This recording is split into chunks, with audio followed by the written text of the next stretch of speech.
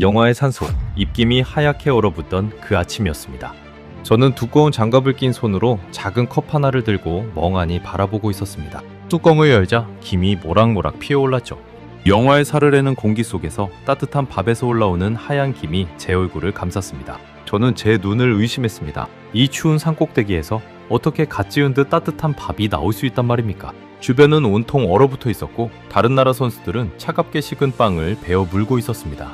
그 풍경 한가운데에서 오직 한 나라의 선수들만이 김이 오르는 밥을 먹고 있었습니다. 20회 동안 저는 유럽 최고의 선수들 식단을 관리해온 영양 전문가였습니다. 음식은 제게 숫자였습니다. 단백질 몇 그램, 칼로리 몇, 탄수화물 비율 몇 퍼센트. 그게 전부였죠. 선수의 입맛이니 향수니 하는 말은 제 보고서에 들어갈 자리가 없었습니다. 그런 건 감상에 불과하다고 믿었으니까요. 그런데 며칠 전 누군가 제게 이렇게 말하더군요. 저 나라는 선수 도시락 하나에 22억 원을 쏟아붓는다고요. 저는 코웃음을 쳤습니다.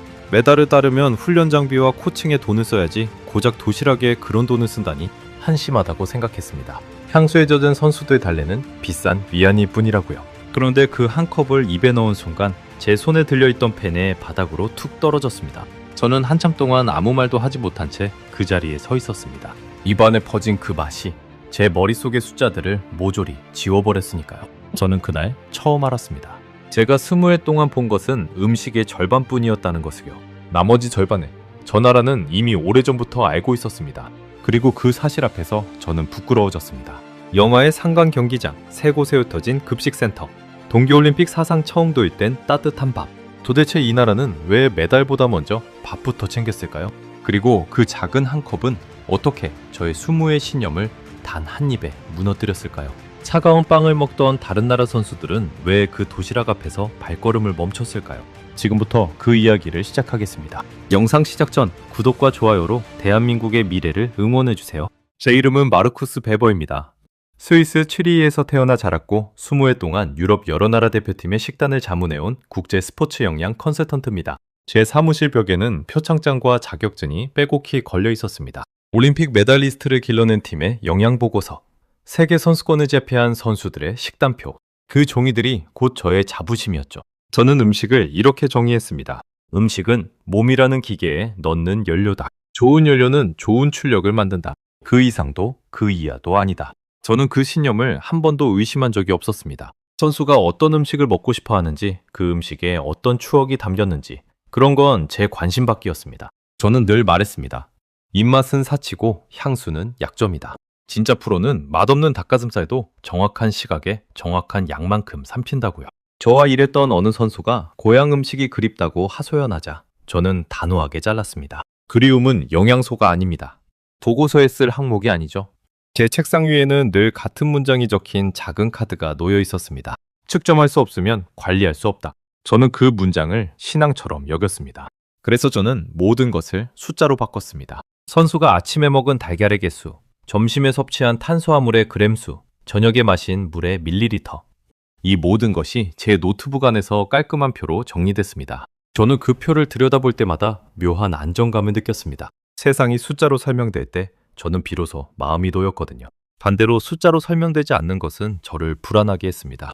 그래서 저는 그런 것들을 아예 보지 않기로 했습니다. 보이지 않으면 존재하지 않는 것이니까요. 그런 제게 그해 겨울 한 통의 의뢰가 들어왔습니다. 동계올림픽을 앞둔 어느 날 오후였습니다. 취리히의 제 사무실로 한 통의 전자우편이 도착했습니다. 동계올림픽 기간 동안 여러 나라 대표팀의 식단 운영을 현장에서 점검하고 자문해달라는 국제스포츠기구의 의뢰였습니다. 보수는 나쁘지 않았고 제 경력에도 도움이 될 일이었습니다. 저는 흔쾌히 수락했습니다. 그런데 의뢰서 맨 아래에 묘한 한 줄이 붙어 있었습니다. 특히 아시아 한나라 대표팀의 급식 운영 방식을 눈여겨봐달라는 부탁이었죠. 그 나라가 자체적으로 운영하는 식사 지원 체계가 독특하니 전문가의 시선으로 평가해달라는 것이었습니다. 한국이라는 나라였습니다. 저는 그 이름을 보고 잠시 멈칫했습니다. 한국. 제가 아는 것이라곤 전자제품과 자동차를 잘 만드는 나라라는 정도였습니다. 스포츠 영양이라는 분야에서 그 나라가 무슨 특별한 체계를 갖췄다는 말은 들어본 적이 없었습니다. 저는 의자에 등을 기대고 코웃음을 쳤습니다. 식사 지원 체계라니 그래봐야 도시락 몇 개 만들어 돌리는 수준이겠지. 향수에 젖은 선수들 입맛이나 맞춰주는 거겠지. 사실 저는 한국이라는 나라에 대해 약간의 편견을 품고 있었습니다.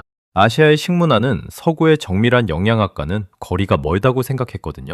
밥과 발효 음식 위주의 식단이 과연 엘리페 선수의 폭발적인 경기력을 뒷받침할 수 있을까? 저는 의심스러웠습니다. 제 머릿속에 이상적인 선수 식단은 정확히 계량된 단백질 쉐이크와 무미건조한 닭가슴살, 그리고 보충제 알약 몇 개였습니다. 빔이 오르는 밥 한 공기와 알록달록한 반찬들은 제 기준에서 보면 그저 비효율적인 과거의 유산일 뿐이었습니다. 저는 호기심 반 의심 반으로 그 나라의 과거 올림픽 기록을 잠깐 찾아봤습니다. 놀랍게도 그 나라는 인구나 규모에 비해 동계올림픽에서 꾸준히 좋은 성적을 내고 있었습니다. 특히 빙상 종목에서는 세계 최강이라 불릴 만한 기록을 여러 번 남겼더군요. 저는 그 자료를 보면서도 콧방귀를 뀌었습니다.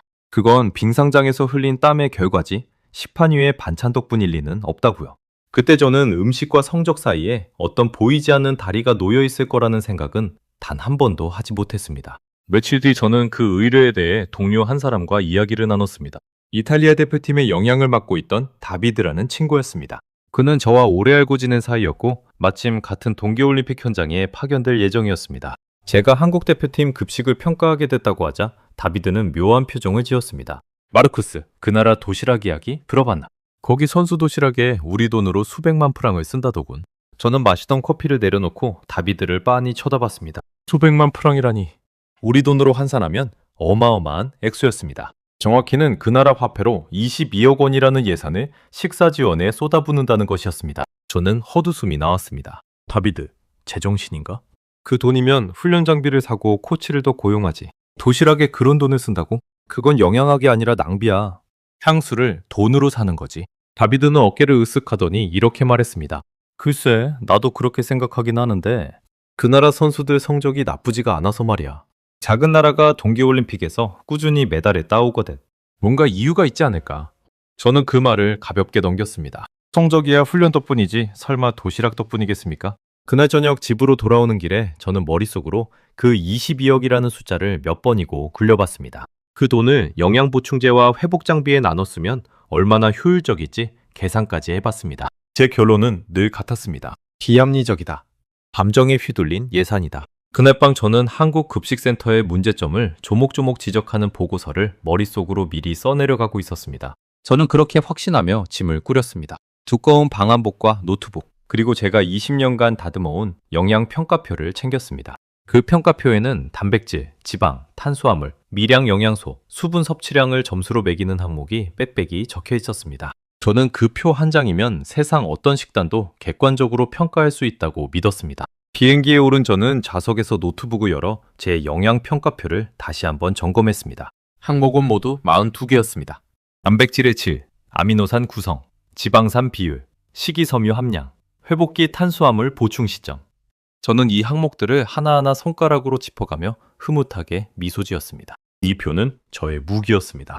어떤 화려한 음식도, 어떤 정성스러운 요리도 이 표 앞에서는 차가운 점수로 환산될 뿐이었으니까요. 저는 음식의 따뜻함이라는 항목을 표에 넣을 생각조차 해본 적이 없었습니다. 따뜻함이 어떻게 점수가 될 수 있단 말입니까? 그건 측정할 수 없는 것이었고 측정할 수 없는 것은 제게 존재하지 않는 것이었습니다. 자료에는 그 나라가 이번 동계올림픽에서 여러 지역에 흩어진 경기장을 오가며 경기를 치른다는 내용이 있었습니다. 창간 지역의 경기장도 포함되어 있었습니다. 영하의 추위와 높은 고도, 저는 속으로 생각했습니다. 그런 환경에서 도시락을 돌린다고. 음식이 다 식어서 차가운 밥덩어리가 될 텐데 거기에 22억을 쓴다니 이 사람들은 돈 쓰는 법을 모르는군. 비행기가 착륙하기 직전 저는 창밖으로 펼쳐진 이탈리아 북부의 풍경을 내려다봤습니다. 멀리 알프스 자락이 눈에 덮여 하얗게 빛나고 있었습니다. 아름다웠지만 동시에 살벌하게 추워 보였습니다. 저는 그 추운 산 속에서 경기를 치를 선수들을 떠올렸습니다. 그리고 그 선수들에게 차갑게 식은 도시락을 배달한다는 한국의 계획을 다시 비웃었습니다. 칸이까지 음식을 나르는 동안 밥은 얼음장처럼 식을 게 분명했으니까요. 저는 그것이 돈 낭비를 넘어 선수들에게 오히려 해가 될 수도 있다고 생각했습니다. 차가운 음식은 소화에 부담을 주고 체온을 떨어뜨리니까요. 저는 이미 보고서의 한 단락을 완성해 놓은 셈이었습니다. 온방 과정에서의 식음 손실로 인한 영양학적 비효율. 공항에 내려서도 제 마음은 변하지 않았습니다. 저는 짐을 찾으며 다비드에게 짧은 문자를 보냈습니다.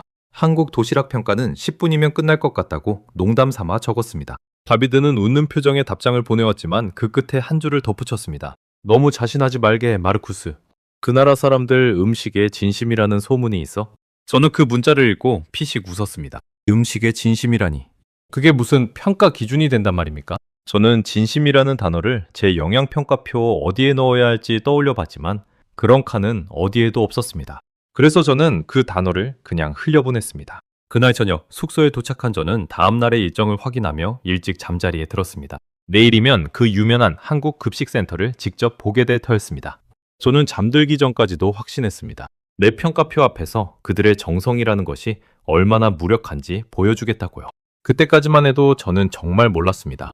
그 영화의 산속에서 김이 오르는 작은 컵 하나가 제 수모의 신념을 송두리째 흔들어 놓을 줄은 말입니다. 제가 그 평가표를 다시는 예전처럼 신뢰할 수 없게 될 줄은 그 비행기 안에서는 상상조차 하지 못했습니다.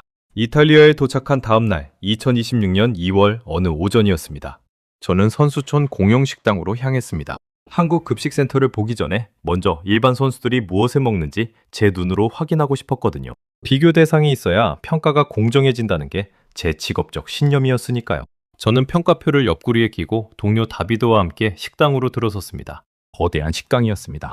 천장이 높고 조명이 환했으며 수십 개의 배식대가 길게 늘어서 있었습니다. 세계 각국에서 온 선수들이 식판을 들고 줄을 서 있었죠. 겉으로 보기에는 흠잡을 데 없는 풍경이었습니다. 메뉴판에는 파스타와 샐러드, 구운 고기와 빵, 각종 과일이 빼곡히 적혀 있었습니다. 저는 만족스럽게 고개를 끄덕였습니다. 영양 구성만 놓고 보면 부족할 게 없어 보였으니까요. 그런데 가까이 다가가 음식을 살펴본 순간 제 표정이 조금 굳었습니다. 배식대 위에 놓인 고기는 오래 방치된 듯 가장자리가 말라 있었습니다. 파스타는 거대한 통 안에서 서로 들러붙어 떡처럼 뭉쳐 있었고요. 샐러드의 채소는 물기가 빠져 축 처져 있었습니다. 수천 명을 한꺼번에 먹여야 하는 대규모 급식의 한계였습니다. 영양표 위의 숫자는 완벽했지만 접시 위의 현실은 그렇지 않았습니다. 저는 그제야 깨달았습니다. 제 평가표의 42개 항목 중 어디에도 음식이 맛있는가라는 질문은 없었다는 것을요. 저는 배식대를 따라 천천히 걸으며 음식 하나하나를 평가표에 기록했습니다. 단백질 공급원으로는 구운 닭고기와 소고기 스테이크가 있었습니다. 탄수화물로는 파스타와 빵, 감자, 채소와 과일도 종류가 다양했습니다. 종이 위로 옮겨 적으니 어느 항목 하나 모자람이 없었습니다. 저는 잠시 의기양양해졌습니다. 보세요. 이 정도면 완벽한 식단이라고. 그런데 그 완벽한 식단 앞에 선 선수들의 얼굴은 하나같이 시들어 있었습니다. 음식을 보는 눈빛에 설렘이 없었습니다. 의무감만 가득했죠. 저는 그 눈빛을 보며 묘한 위화감을 느꼈습니다. 완벽한 영양표 위에 무언가 결정적인 것이 빠져 있었습니다. 저는 한 선수가 식판에 음식을 담는 모습을 지켜봤습니다. 북유럽에서 온 듯한 젊은 선수였습니다. 그는 파스타를 한 국자 떠서 식판에 올리려다 떡처럼 뭉친 면을 보고는 잠시 멈칫했습니다. 그러고는 작은 한숨과 함께 그냥 빵 2조각과 사과 하나만 집어들고 자리로 향했습니다.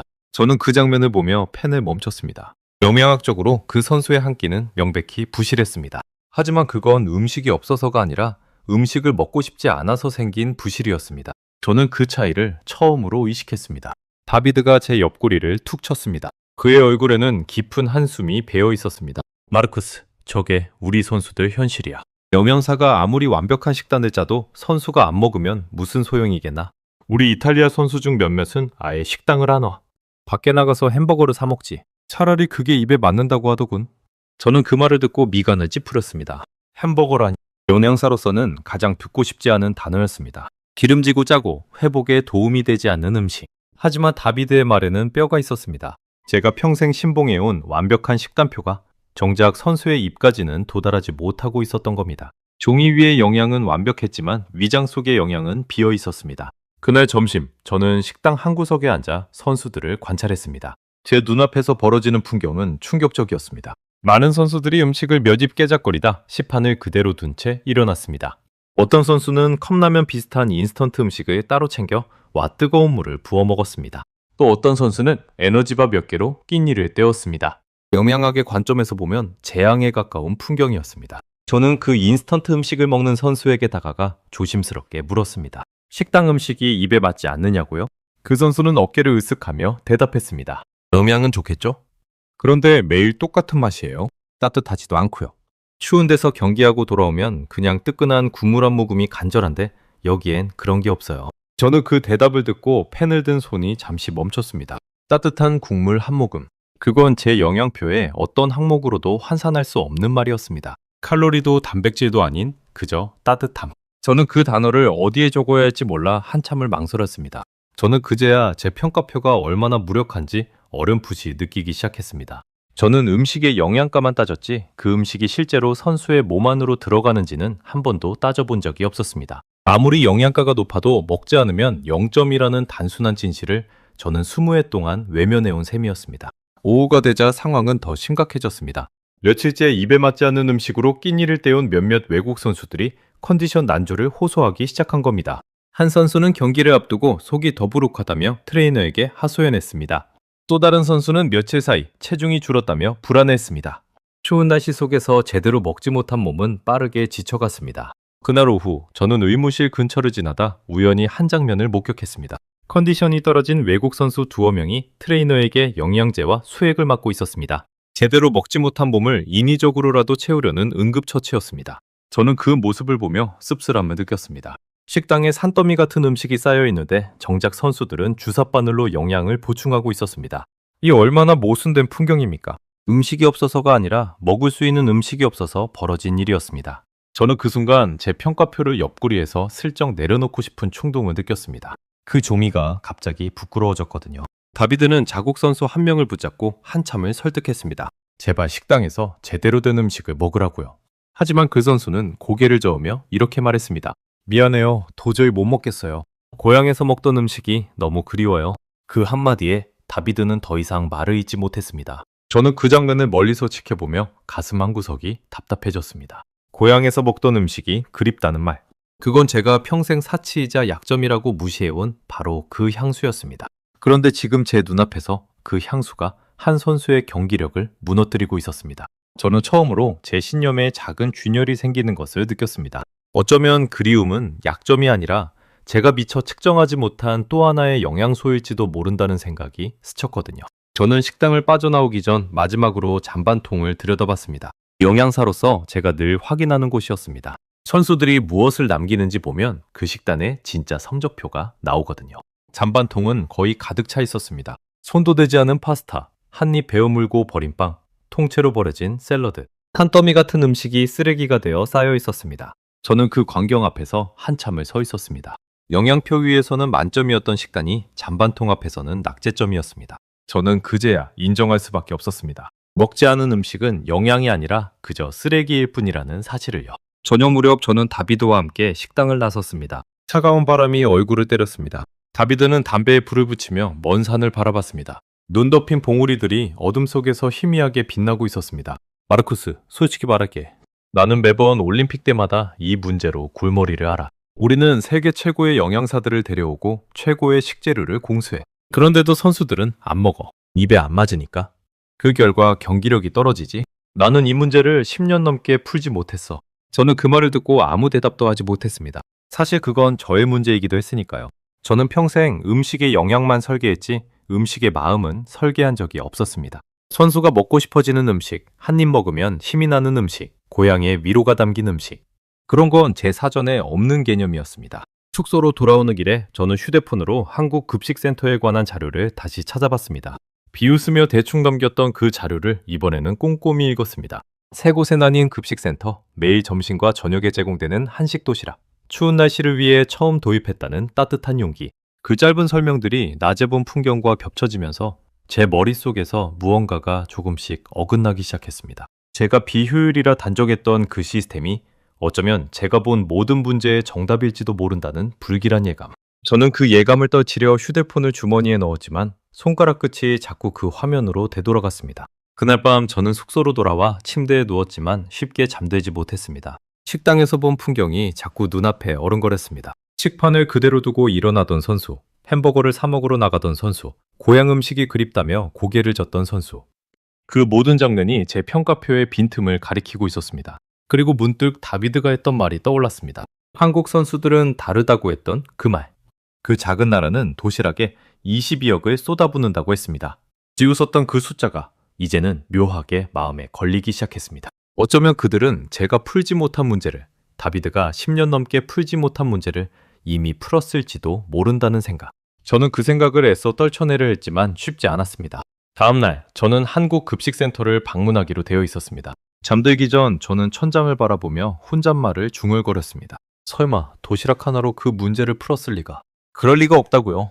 하지만 제 목소리에는 어딘가 자신이 없었습니다. 저는 그 미세한 떨림을 애써 모른 척하며 눈을 감았습니다. 이튿날 오전 저는 밀라노 외곽에 마련된 한국 급식센터로 향했습니다.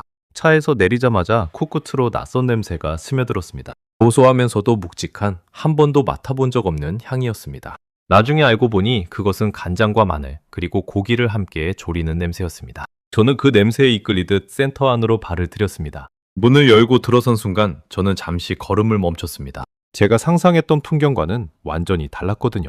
저는 도시락 공장이라고 하면 컨베이어 벨트와 기계, 차가운 조림 라인을 떠올렸습니다. 그런데 그곳은 거대한 주방이었습니다. 수십 명의 사람들이 분주히 움직이며 손으로 음식을 만들고 있었습니다. 가장 먼저 제 눈에 들어온 것은 한 남자였습니다. 그는 태극기가 새겨진 조리복을 입고 커다란 솥 앞에 서 있었습니다. 김중현 조리장이라고 했습니다. 한국 국가대표 선수촌 식당에서 파견된 베테랑 조리사였습니다. 그는 거대한 솥에서 갈비찜을 조리고 있었습니다. 윤기가 흐르는 고기가 진한 양념 속에서 보글보글 끓고 있었죠. 저는 통역을 통해 그에게 인사를 건넸습니다. 그러자 김중현 조리자는 환하게 웃으며 이렇게 말했습니다. 멀리서 오셨네요. 마침 점심 도시락을 준비하는 중입니다. 한번 보고 가시죠. 우리는 최대한 한국에서 먹던 그 맛 그대로 내려고 노력합니다. 그 맛 그대로. 저는 그 말이 묘하게 마음에 걸렸습니다. 영양사인 제게 음식이란 늘 영양가의 문제였지 맛의 문제가 아니었으니까요.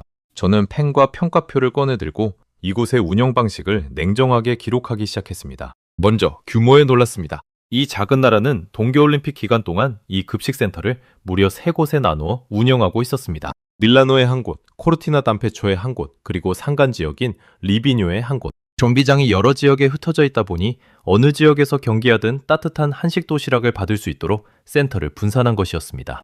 저는 그 설명을 듣고 손에 든 펜을 잠시 멈췄습니다. 동계올림픽에서 급식센터를 이렇게 클러스터별로 나누어 운영한 것은 이번이 처음이라고 했습니다. 다른 나라들은 보통 선수촌 식당 하나에 의존하는데 이 나라는 선수가 있는 곳마다 주방을 따라 보낸 셈이었습니다. 저는 속으로 중얼거렸습니다. 이건 단순한 도시락이 아니라 이동하는 주방이군. 규모는 거기서 끝이 아니었습니다. 이 3곳의 센터에는 무려 36명의 인력이 파견되어 있었습니다. 밀라노에 15명, 코르티나 담페초에 12명, 리비뇨에 9명. 모두 한국 국가대표 선수촌 식당에서 온 전문 인력이었습니다. 고작 130명 남짓한 선수단을 위해 36명의 조리 인력을 바다 건너까지 보낸 것이었습니다. 저는 그 숫자를 평가표에 적으며 헛웃음이 나왔습니다. 선수 130명에 조리사 36명이라니. 영양 효율로만 따지면 말도 안 되는 비율이었습니다. 그런데 이상하게도 어제 본 잔반통의 풍경이 다시 떠오르면서 그 헛웃음이 목구멍에서 멈췄습니다. 어쩌면 이 비효율이야말로 어제 그 산더미 같은 잔반을 만들지 않는 비결일지도 모른다는 생각이 스쳤거든요. 주방 안쪽으로 더 들어가자 식자재가 보관된 창고가 보였습니다. 저는 그곳에서 또 한 번 입을 다물지 못했습니다. 쌀과 김치, 고추장과 된장이 산처럼 쌓여 있었습니다. 조은영 영연사가 설명을 덧붙였습니다. 쌀이나 김치, 고추장, 된장은 한식의 필수 재료라서 빠질 수 없어요. 그런데 이걸 여기까지 가져오는 게 보통 일이 아니었습니다. 젓갈 같은 건 통관이 어려워서 새우젓 없이도 같은 맛을 내는 김치를 따로 찾아냈어요. 어떤 재료는 통관에만 6달이 걸리는 것도 있었고요. 저는 그 말을 듣고 머릿속이 멍해졌습니다. 도시락 하나를 위해 반년 전부터 식재료를 배에 실어 보냈다는 이야기였습니다. 영양 효율이라는 제잣대로는 도저히 설명되지 않는 정성이었습니다. 저는 주방을 천천히 둘러봤습니다. 한쪽에서는 영양사들이 반찬을 만들고 있었습니다. 멸치볶음, 깍두기, 오이무침, 어묵볶음. 색색의 반찬들이 정갈하게 담기고 있었습니다. 다른 한쪽에서는 흰쌀밥이 김을 모락모락 피우며 지어지고 있었습니다. 그리고 가장 큰 솥에서는 갈비찜과 제육볶음이 끓고 있었습니다. 저는 조은영이라는 영양사에게 다가가 물었습니다. 이 메뉴들은 어떻게 정하느냐고요? 그녀의 대답은 저를 놀라게 했습니다. 선수촌 식당에 가서 직접 먹어봤더니 단백질이 좀 부족하더라고요. 그래서 저희는 메인 반찬의 단백질 비율을 일부러 높였어요. 양도 최대한 많이 담아서 선수들이 단백질을 충분히 드실 수 있게 하고 있습니다. 저는 그 말을 듣고 눈이 번쩍 뜨였습니다. 이건 단순히 고향 음식을 그리워하는 선수를 달래는 수준이 아니었습니다. 선수촌 식당의 영양 부족분까지 정확히 파악하고 그걸 도시락으로 보완하고 있었던 겁니다. 향수와 영양학을 동시에 잡고 있었던 것이죠. 저는 평생 둘 중 하나만 보고 살았는데 이 사람들은 두 가지를 모두 손에 쥐고 있었습니다. 저는 조리 과정을 좀 더 자세히 지켜봤습니다. 한 영양사가 도시락에 담을 고기 반찬의 양을 저울로 재고 있었습니다. 종목마다 도시락의 구성이 달랐습니다. 김중현 조리장이 설명했습니다. 피겨 선수들은 식사량이 적어서 조금 적게 담아달라는 요청이 있었어요. 반면에 봅슬레이 같은 썰매 종목 선수들은 많이 담아달라고 했죠. 그래서 선수 특성에 맞게 양을 조절하고 있습니다. 저는 그 말에 펜을 든 손에 힘이 풀렸습니다.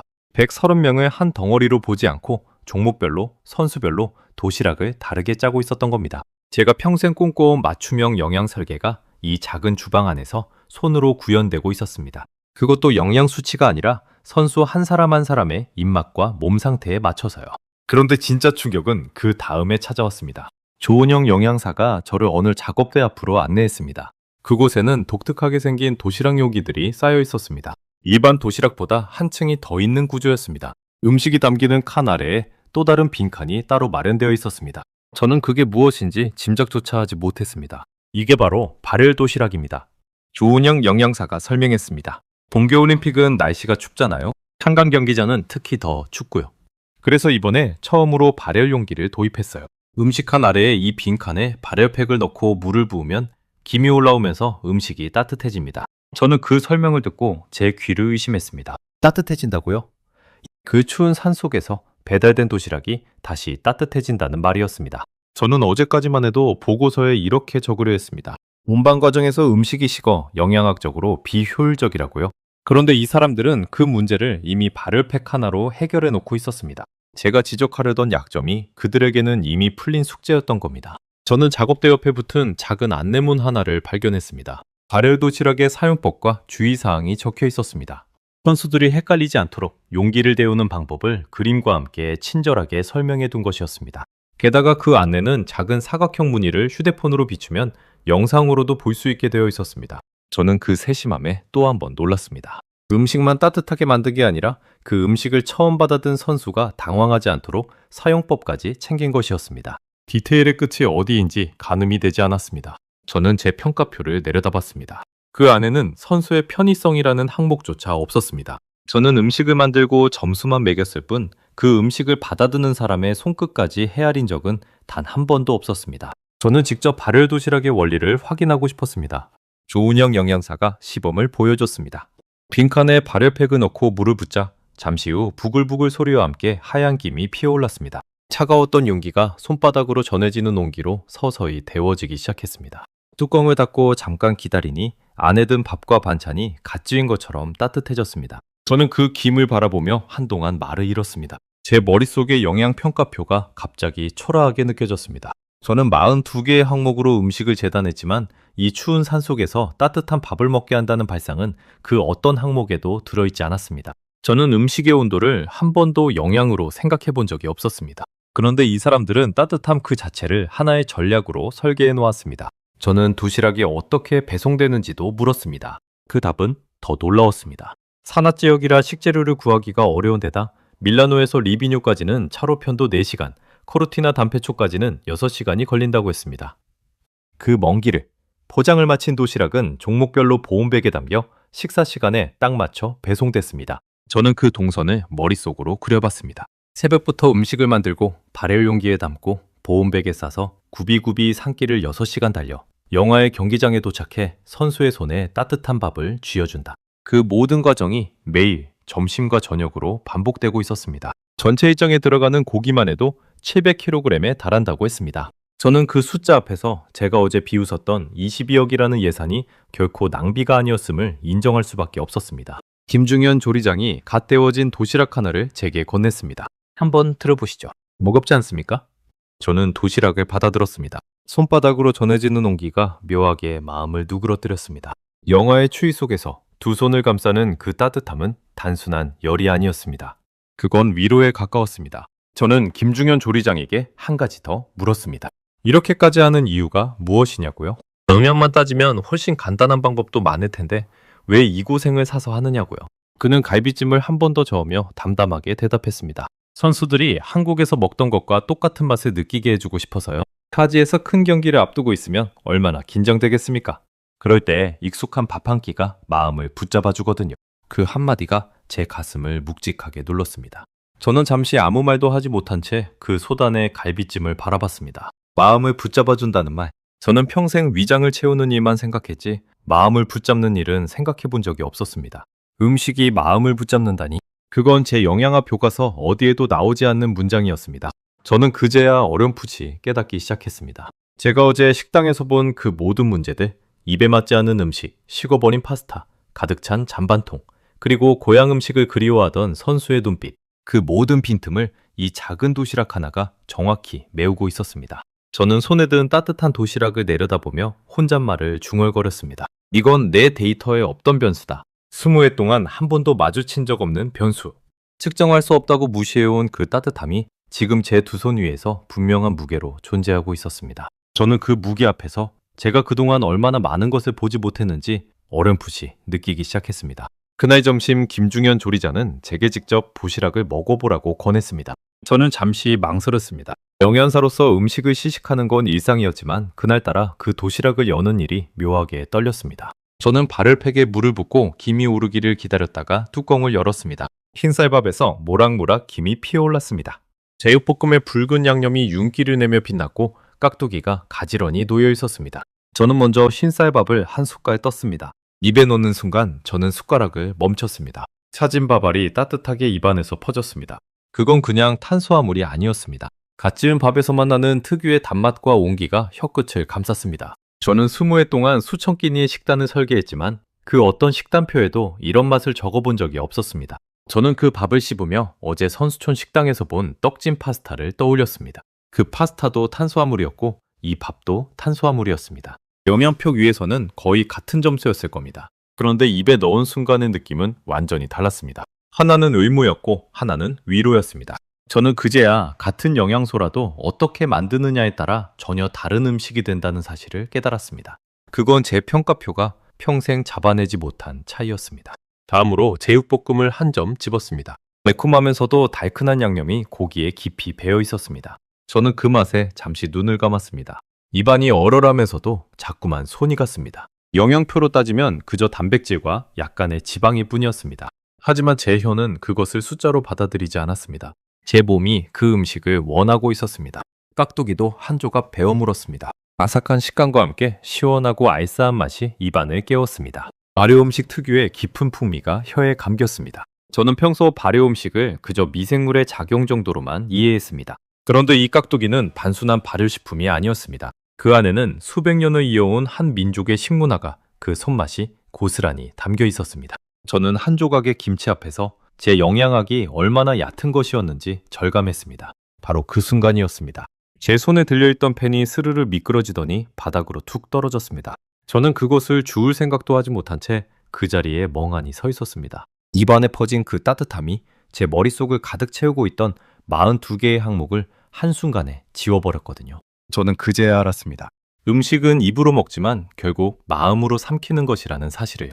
제가 그렇게 도시락을 먹고 있을 때 센터 한쪽이 잠시 술렁였습니다. 경기를 마친 한 선수가 도시락을 받으러 들른 것이었습니다. 심수연이라는 베테랑 쇼트트랙 선수였습니다. 그녀는 며칠째 컨디션이 좋지 않아 고생하고 있다고 했습니다. 추운 날씨와 빡빡한 경기 일정에 몸이 많이 지쳐 있었던 모양입니다. 심수연 선수는 갓 데워진 갈비찜 도시락을 받아들었습니다. 그녀가 뚜껑을 열자 진한 김이 얼굴을 감쌌습니다. 그 순간 그녀의 표정이 눈에 띄게 풀어졌습니다. 지쳐있던 눈에 작은 빛이 돌아왔습니다. 그녀는 갈비찜을 한 점 입에 넣더니 잠시 가만히 음미했습니다.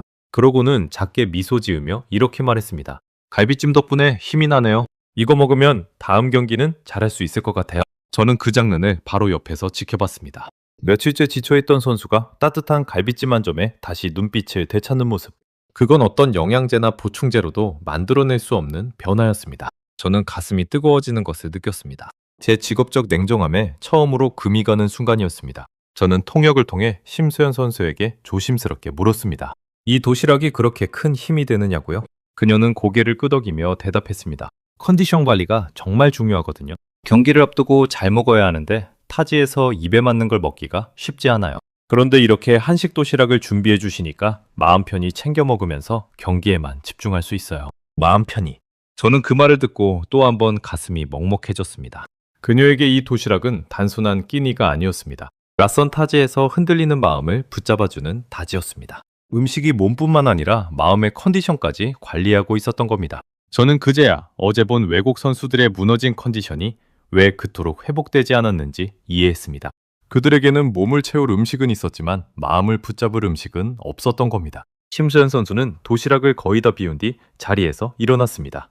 그녀의 발걸음은 들어올 때와 확연히 달랐습니다. 커졌던 어깨가 펴졌고 눈빛에는 다시 경기를 향한 의지가 살아나 있었습니다.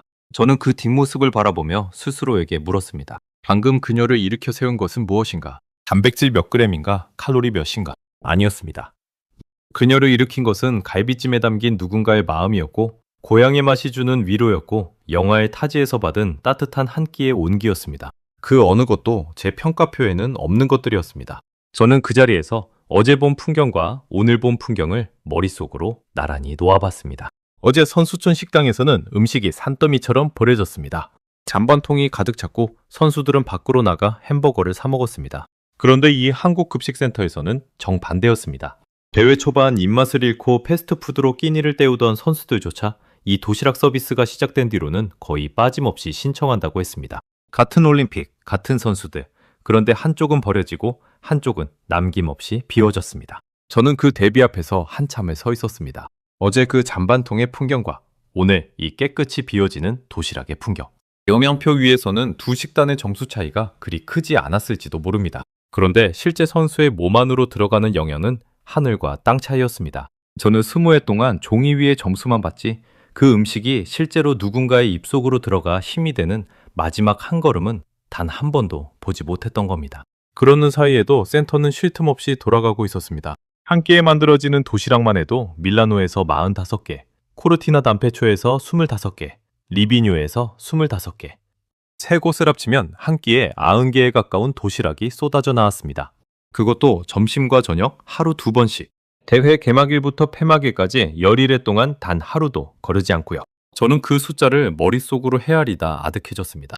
이 모든 것이 130명의 선수, 단 한 사람 한 사람의 끼니를 위한 것이었습니다. 효율이라는 말로는 도저히 설명할 수 없는 규모의 정성이었습니다. 저는 문득 이 도시락의 역사가 궁금해졌습니다. 통역을 통해 물어보니 한국이 이렇게 올림픽에 한식 도시락을 보낸 것이 어제 오늘 일이 아니라고 했습니다. 이미 20여 년 전 하계올림픽 때 한국은 현재 민박집을 통째로 빌려 도시락 공장으로 쓴 적이 있다고 했습니다. 그때 선수들의 반응이 워낙 좋았고 성적도 좋게 나오자 그 뒤로 동계와 하계를 가리지 않고 매번 급식지원센터를 만들어 왔다는 것이었습니다. 저는 그 이야기를 듣고 등골이 서늘해졌습니다. 이건 이번 한 번의 이벤트가 아니었습니다. 20년 넘게 쌓아온 하나의 철학이자 시스템이었습니다. 제가 비웃은 그 도시락 뒤에는 제가 상상도 못한 긴 시간의 축적이 있었던 겁니다. 저는 도시락의 메뉴 구성표를 받아들고 천천히 살펴봤습니다. 놀랍게도 매일 메뉴가 달랐습니다.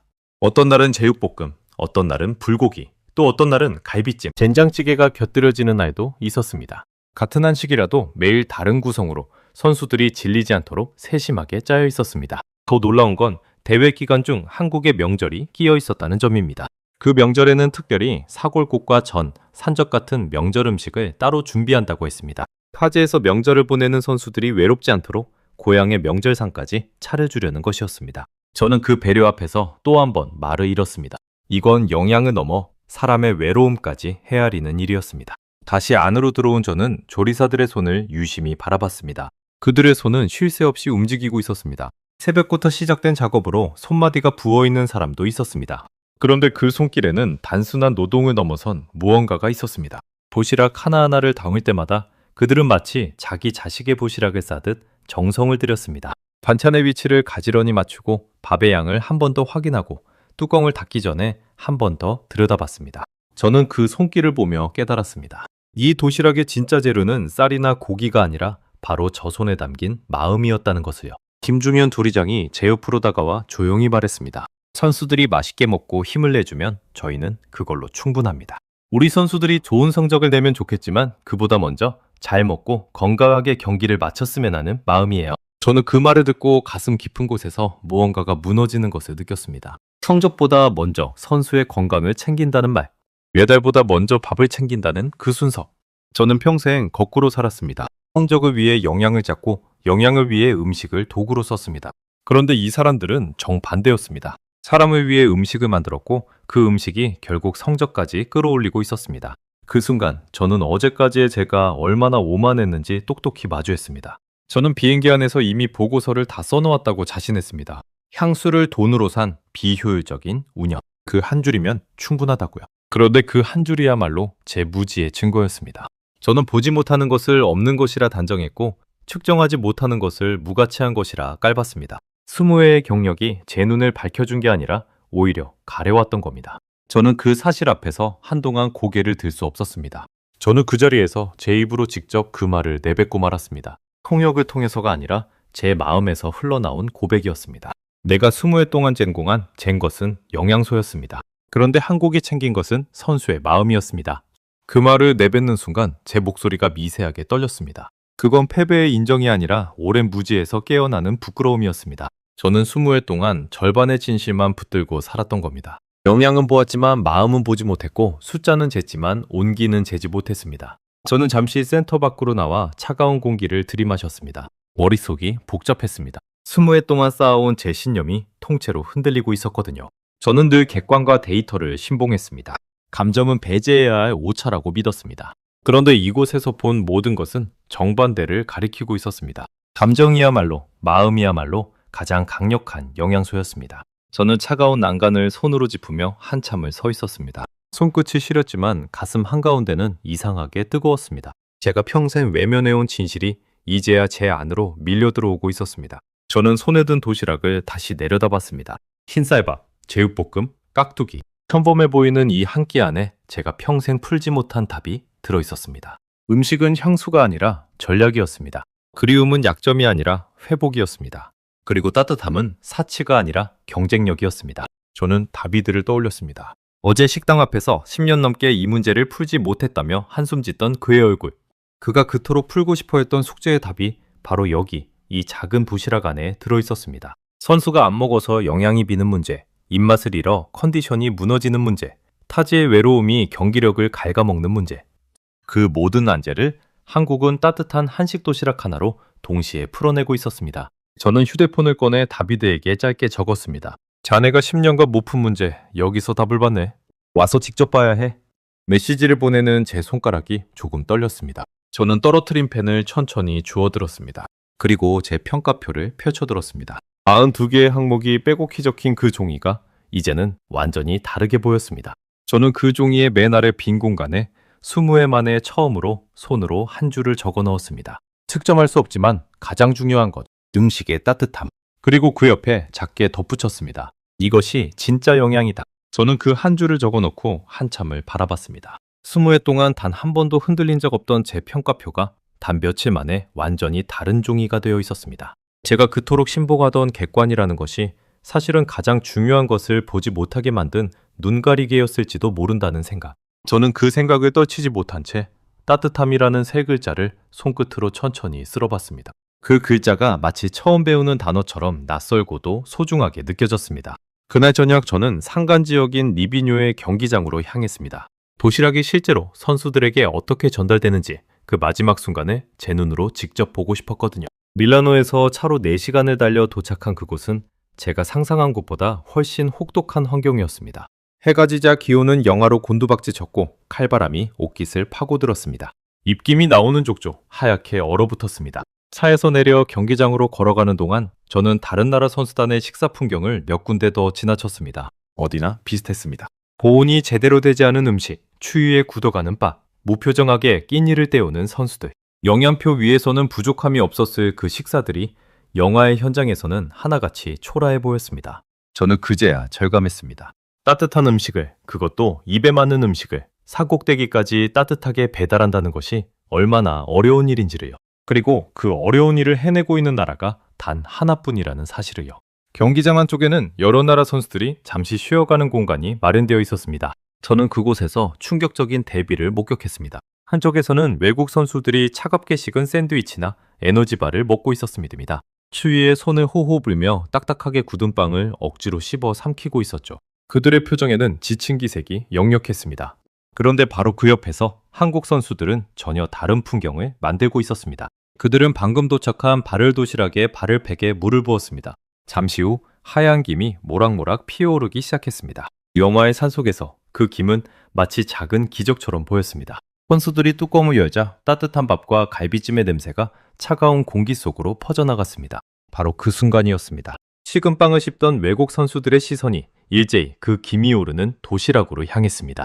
저는 그 장면을 놓치지 않고 지켜봤습니다. 한 외국 선수가 자기도 모르게 코를 킁킁거렸습니다. 따뜻한 음식 냄새에 이끌린 것이었습니다. 또 다른 선수는 손에 든 차가운 샌드위치를 내려다보더니 한국 선수의 도시락을 부러운 눈빛으로 바라봤습니다. 영화의 추위 속에서 김이 오르는 따뜻한 밥. 그건 어떤 산의 진미보다도 간절한 것이었습니다. 마침내 한 외국 선수가 한국 선수에게 다가가 조심스럽게 말을 건넸습니다. 저는 그 대화를 가까이서 들을 수 있었습니다. 그거 어떻게 따뜻하게 만든 거예요? 이 추운 데서 김이 나는 밥이라니 믿기지가 않네요. 우리도 저런 거 먹고 싶다. 한국 선수는 환하게 웃으며 자신의 도시락에서 반찬 몇 가지를 덜어 그 외국 선수에게 나눠줬습니다. 외국 선수는 따뜻한 갈비찜을 한 입 먹더니 눈이 동그래졌습니다. 그러고는 연신 고개를 끄덕이며 엄지를 치켜 세웠습니다. 추위에 굳어있던 그의 얼굴에 처음으로 화색이 돌았습니다. 옆에 있던 다른 한국 선수도 거들었습니다. 추운 데서 경기하고 나면 몸이 으슬으슬하잖아요. 그럴 때 이 따뜻한 밥 한 끼가 정말 큰 힘이 돼요. 우리는 이게 당연한 줄 알았는데 다른 나라 선수들 보니까 이게 당연한 게 아니었더라고요. 저는 그 말을 들으며 고개를 끄덕일 수밖에 없었습니다. 한국 선수들에게는 너무나 당연한 따뜻한 한 끼가 다른 나라 선수들에게는 부러움의 대상이었습니다. 그 당연함을 만들기 위해 누군가는 22억의 예상과 36명의 손길과 반년 전부터의 준비를 쏟아부었던 겁니다. 저는 그 광경을 바라보며 가슴이 벅차오르는 것을 느꼈습니다. 어제까지만 해도 저는 이 도시락을 향수에 젖은 비효율이라 비웃었습니다. 그런데 지금 그 도시락은 국경을 넘어 다른 나라 선수들까지 부러워하는 대상이 되어 있었습니다. 음식이 곧 경기력이라는 사실, 그리고 그 경기력이 결국 사람의 마음에서 나온다는 사실을 저는 이 영화의 산속에서 똑똑히 목격하고 있었습니다. 저는 그 외국 선수가 갈비찜을 먹으며 짓던 표정을 잊을 수 없습니다. 그것은 단순히 맛있는 음식을 먹는 표정이 아니었습니다. 차가운 타지에서 처음으로 따뜻한 위로를 받은 사람의 표정이었습니다. 그 짧은 순간 음식은 국적도 언어도 뛰어넘었습니다. 한국 선수가 건넨 따뜻한 반찬 한 점이 지치고 추웠던 외국 선수의 마음을 녹여놓았습니다. 저는 그 장면에서 음식이 가진 가장 위대한 힘을 봤습니다. 그것은 사람과 사람을 잇고 마음과 마음을 데우는 힘이었습니다. 제 영양표 42개 항목 중 어디에도 그런 힘을 적을 칸은 없었습니다. 저는 그 한국 선수들이 도시락을 비우는 모습을 끝까지 지켜봤습니다. 마지막 밥 한 톨까지 깨끗이 비운 그들의 빈 용기를 보며 저는 어제 선수촌 식당에서 본 가득 찬 잔반통을 다시 떠올렸습니다. 같은 올림픽, 같은 추위, 같은 경기. 그런데 한쪽은 음식을 버렸고 한쪽은 남김없이 비웠습니다. 그 차이를 만든 것은 영양가가 아니라 그 음식에 담긴 마음의 온도였습니다. 저는 그 두 풍경을 머릿속에 나란히 새기며 제 평생의 직업관이 송두리째 뒤집히는 것을 느꼈습니다. 저는 그 자리에 서서 제 20의 인생을 돌아봤습니다. 저는 늘 음식과 경기력을 분리해서 생각했습니다. 음식은 음식이고 경기력은 훈련의 결과라고요. 그런데 그게 아니었습니다. 음식이 곧 경기력이었습니다. 잘 먹은 선수가 잘 뛰고 마음이 편한 선수가 좋은 기록을 냈습니다. 그 단순하고도 강력한 진실을 저는 평생 외면해 왔던 겁니다. 그 순간 저는 제가 평생 신봉해온 문장을 떠올렸습니다. 측정할 수 없으면 관리할 수 없다. 책상 위 카드에 적어두고 신앙처럼 여겼던 그 문장. 그런데 이제 저는 그 문장이 틀렸음을 합니다. 세상에서 가장 중요한 것들은 대부분 측정할 수 없는 곳에 있었습니다. 사랑도, 위로도, 그리움도, 그리고 누군가를 위해 새벽부터 소답해 서는 정성도, 그 어느 것도 저울로 잴 수 없지만 그 모든 것이 사람을 살리고 일으켜 세웁니다. 저는 20회 동안 잴 수 있는 것만 보느라 정말로 중요한 것을 모조리 놓치고 살았던 겁니다. 리비뇨의 밤이 깊어갔습니다. 저는 숙소로 돌아오는 차 안에서 차창에 비친 제 얼굴을 바라봤습니다. 20회 동안 데이터만 신봉하며 차갑게 굳어있던 그 얼굴이 어딘가 낯설게 느껴졌습니다. 저는 그동안 무엇을 위해 그토록 객관에 매달렸던 걸까요? 정작 가장 중요한 것은 숫자 너머에 있었는데 말입니다. 저는 차창에 이마를 기대고 눈을 감았습니다. 머릿속에서 지난 며칠의 장면들이 영화처럼 흘러갔습니다. 떡진 파스타 앞에서 한숨 짓던 선수, 식은 빵을 씹던 외국 선수, 김이 오르는 도시락을 부러워하던 눈빛, 갈비찜에 힘을 내던 심수연 선수, 그리고 태극기 조리복을 입고 묵묵히 솥을 젓던 김준현 조리장. 그 모든 장면이 하나의 진실을 가리키고 있었습니다. 사람을 살리는 것은 차가운 완벽함이 아니라 따뜻한 정성이라는 진실. 저는 그 진실 앞에서 오랫동안 가슴이 먹먹했습니다. 문득 제가 평생 무시해왔던 그 선수가 떠올랐습니다. 오래전 고향 음식이 그립다며 제게 하소연했던 그 선수. 저는 그때 그리움은 영양소가 아니라며 그를 매몰차게 잘랐습니다. 지금 와서 생각하니 그 선수는 약점을 드러낸 게 아니었습니다. 그는 자신에게 정말로 필요한 것이 무엇인지 알고 있었던 겁니다. 그리고 그것을 외면한 것은 약했던 그가 아니라 오만했던 저였습니다. 저는 그 기억 앞에서 오랫동안 마음이 저렸습니다. 제가 잘라낸 것은 한 선수의 그리움만이 아니었습니다. 저는 음식이 가진 가장 따뜻한 절반에 20회 동안 통째로 잘라내고 살았던 겁니다. 그 사실을 이제야 깨달았다는 것이 한없이 부끄러웠습니다. 숙소에 도착한 저는 노트북을 열고 그동안 제가 작성해온 수많은 영양보고서들을 다시 들여다봤습니다. 완벽하게 계산된 단백질과 칼로리, 정교하게 짜인 식단표. 그것들은 여전히 정확했습니다. 하지만 그 어디에도 사람이 없었습니다.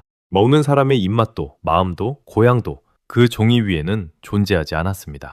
저는 평생 음식을 다뤘다고 자부했지만 정작 그 음식을 먹는 사람은 한 번도 제대로 본 적이 없었던 겁니다. 저는 그 보고서들을 한 장 한 장 넘기며 그 안에 적힌 선수들의 이름을 떠올렸습니다. 제가 관리했던 수많은 선수들, 그들 중 몇 명이나 제 식단을 기쁘게 먹었을까요? 몇 명이나 제 식단표 앞에서 의무감이 아닌 행복을 느꼈을까요? 저는 그 질문에 자신 있게 답할 수 없었습니다. 어쩌면 저는 그들의 몸은 채웠을지 몰라도 마음은 늘 비워둔 채 보냈을지도 모릅니다. 그 생각이 이르자 저는 노트북을 든 손에 힘이 빠졌습니다. 저는 그날 밤 처음으로 제 직업의 의미를 다시 생각했습니다. 영양사란 무엇인가? 단지 영양소를 계산하는 사람인가? 아니었습니다. 영양사란 누군가가 잘 먹고 힘을 내도록 돕는 사람이어야 했습니다. 그리고 잘 먹는다는 것은 단지 영양가 높은 음식을 삼키는 게 아니라 먹고 싶은 음식을 기쁘게 먹는 일이었습니다. 한국의 그 조리사들은 영양사라는 직업의 진짜 의미를 저보다 훨씬 깊이 이해하고 있었습니다. 저는 김중현 조리장의 말을 다시 떠올렸습니다. 선수들이 한국에서 먹던 것과 똑같은 맛을 느끼게 해주고 싶다던 그 말. 익숙한 밥 한 끼가 마음을 붙잡아준다던 그 말. 그건 단순한 요리사의 말이 아니었습니다. 그건 사람을 깊이 이해하는 사람만이 할 수 있는 말이었습니다. 저는 평생 음식의 전문가라 자부했지만 사람의 마음을 헤아리는 일에서는 그 조리사의 발끝에도 미치지 못했습니다. 저는 노트북을 덮고 창밖을 바라봤습니다. 이비뉴의 밤하늘에는 별이 가득했습니다. 그 차가운 밤하늘 아래 저는 20회 동안 붙들어온 제 신념을 처음으로 내려놓았습니다. 객관만이 진실이라는 신념, 측정할 수 없는 것은 무가치하다는 신념, 감정은 배제해야 할 오차라는 신념. 그 모든 신념이 따뜻한 도시락 하나 앞에서 무너졌습니다. 그리고 그 빈자리에 새로운 깨달음이 천천히 들어찼습니다.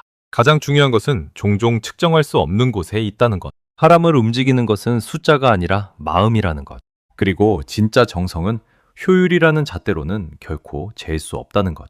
저는 그 깨달음을 가슴 깊이 새기며 그날 밤 오랫동안 잠들지 못했습니다. 하지만 그 불면은 괴로움이 아니었습니다. 오히려 오랜 잠에서 깨어나는 맑고 서늘한 각성에 가까웠습니다. 올림픽이 끝나고 저는 스위스 취리히에 제 사무실로 돌아왔습니다. 벽에는 여전히 표창장과 자격증이 빼곡히 걸려 있었습니다.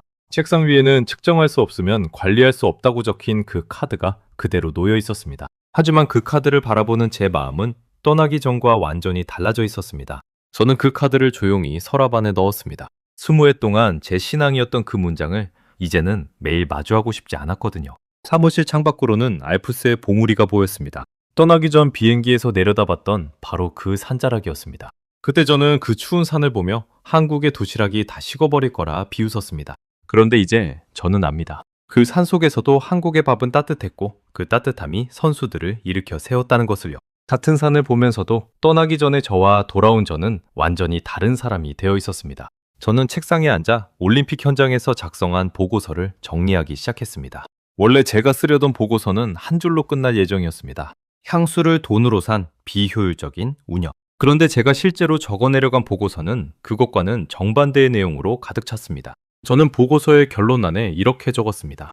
한국은 메달보다 선수를 먼저 챙기는 나라다. 그들은 영양을 계산하기 전에 사람을 먼저 보았고 그 결과 영양과 마음을 동시에 얻었다. 따뜻한 한식 도시락은 단순한 식사가 아니라 선수의 몸과 마음을 함께 회복시키는 가장 정교한 컨디션 관리 시스템이었다. 저는 그 결론을 적으며 김중현 조리장이 했던 말을 다시 떠올렸습니다. 선수들이 도시락을 먹고 힘을 내서 좋은 성적을 내주면 좋겠다던 그 말.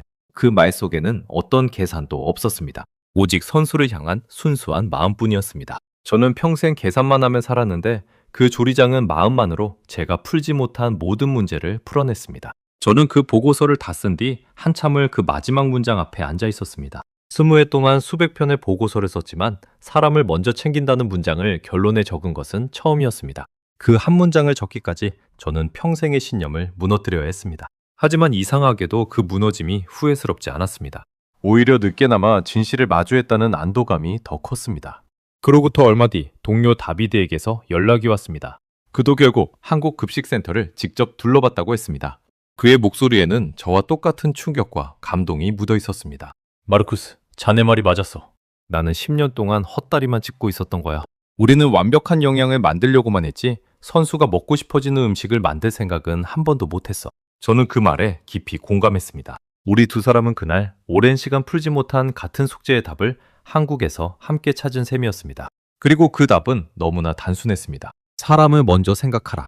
그러면 나머지는 따라온다. 저는 그 깨달음을 그냥 묻어두지 않기로 했습니다. 그래서 저는 제가 자문하던 여러 나라 협회에 정식으로 제안서를 보냈습니다. 한국식 급식 지원 시스템을 우리도 도입하자는 제안이었습니다. 단순히 영양가 높은 식단을 짜는 것을 넘어 선수들이 정말로 먹고 싶어하는 음식을 따뜻하게 입맛에 맞게 제공하는 시스템. 그것이야말로 진정한 경기력 향상의 토대라는 내용이었습니다. 제안서를 보내며 저는 한 가지를 덧붙였습니다. 우리가 배워야 할 것은 한국의 조리법이 아니라 한국의 철학이라고요.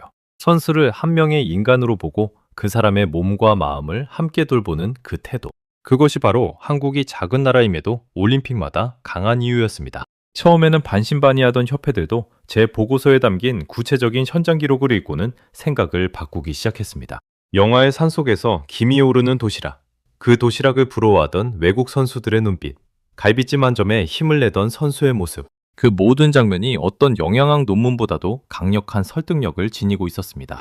시간이 흘러 몇몇 나라에서는 실제로 자국 선수단을 위한 한식 스타일의 맞춤 급식을 시범 운영하기 시작했습니다. 물론 한국만큼의 정성과 노하우에는 아직 한참 못 미쳤습니다. 하지만 그 시작만으로도 의미가 있었습니다. 한 작은 나라의 따뜻한 도시락이 세계 스포츠 영양의 패러다임을 조금씩 바꾸어 놓고 있었던 겁니다. 저는 그 시범급식을 운영한 한 나라의 영양사로부터 짧은 편지를 받았습니다. 거기에는 이렇게 적혀 있었습니다. 선수들이 처음으로 식당에서 음식을 남기지 않았습니다. 잔반통이 텅 비었어요. 그리고 한 선수가 이제야 경기에 집중할 수 있을 것 같다고요. 저는 그 편지를 읽으며 가슴이 뭉클해졌습니다. 한국에서 시작된 작은 변화가 국경을 넘어 또 다른 선수의 마음을 데우고 있었던 겁니다. 따뜻함은 그렇게 전형되는 것이었습니다. 저는 가끔 그 영화의 산속에서 처음 도시락을 받아들었던 순간을 떠올립니다. 두 손으로 전해지던 그 온기, 뚜껑을 열었을 때 얼굴을 감싸던 하얀 김, 그리고 입안에 퍼지던 따뜻한 밥의 단맛. 그 모든 것이 제 수무의 신념을 무너뜨리고 동시에 새로운 눈을 뜨게 해주었습니다. 저는 그 도시락 하나에게 영원히 갚지 못할 빚을 진 셈입니다. 저는 심수현 선수가 갈비찜을 먹으며 힘을 내던 그 모습도 자주 떠올립니다. 며칠째 지쳐있던 선수가 따뜻한 한 점에 다시 눈빛을 되찾던 그 순간.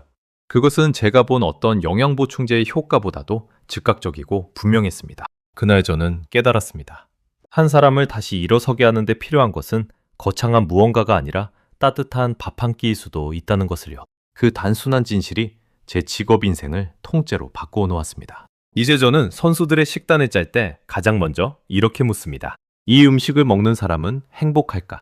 이 음식이 그 사람의 마음을 따뜻하게 해줄까? 단백질과 칼로리는 그 다음 문제입니다. 사람이 먼저고 숫자는 나중입니다. 그 순서를 저는 한국에서 배웠습니다. 20회 동안 저는 음식을 연료라고 믿었습니다. 하지만 이제 저는 압니다. 음식은 연료가 아니라 위로이고 숫자가 아니라 마음이며 사치가 아니라 사랑이라는 것을요. 그리고 그 진실을 세상에서 가장 깊이 이해하고 있는 나라가 바로 한국이라는 것을요. 영화의 산속, 김이 오르던 그 작은 도시락 한 컵. 그 안에는 한 나라가 자기 선수를 어떻게 사랑하는지가 고스란히 담겨 있었습니다. 메달보다 먼저 밥을 챙기는 그 마음. 그것이야말로 어떤 첨단 기술보다도 강한 진짜 경쟁력이었습니다. 저는 그 따뜻함을 평생 잊지 못할 것입니다. 그리고 그 한 컵의 밥이 제게 가르쳐 준 것을 앞으로 만날 모든 선수에게 전하며 살아갈 것입니다. 저는 다음 시간에도 전 세계를 놀라게 할 대한민국의 이야기로 다시 찾아뵙겠습니다. 감사합니다.